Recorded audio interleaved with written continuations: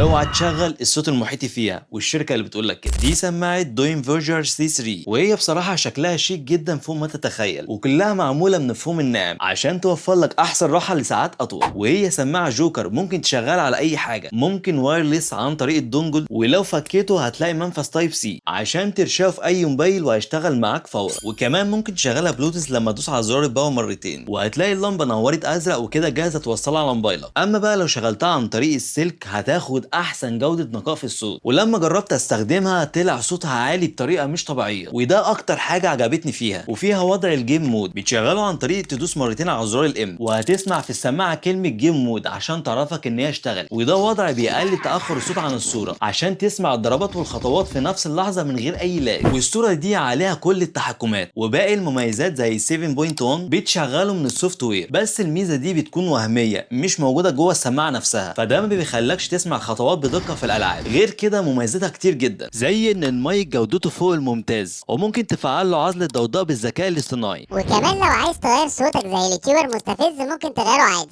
والبطاريه بتاعتها بتقعد 75 ساعه. قولوا لي رايكم لو عجبتكم.